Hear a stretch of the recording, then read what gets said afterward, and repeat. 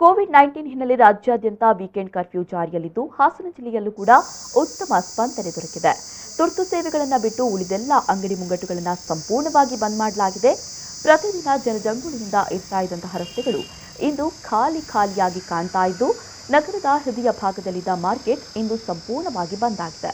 ಹಾಸನ ಜಿಲ್ಲಾಡಳಿತ ಮತ್ತು ಪೊಲೀಸ್ ಇಲಾಖೆ ಸಹಯೋಗದಲ್ಲಿ ವೀಕೆಂಡ್ ಕರ್ಫ್ಯೂಗೆ ಖಾಕಿ ಪಡೆ ಫೀಲ್ಡ್ಗೆ ಇಳಿದಿದ್ದು ಅನವಶ್ಯಕವಾಗಿ ಓಡ್ತಾ ಇದ್ದ ಜನರನ್ನ ತರಾಟೆಗೆ ತೆಗೆದುಕೊಂಡಿದ್ದಾರೆ.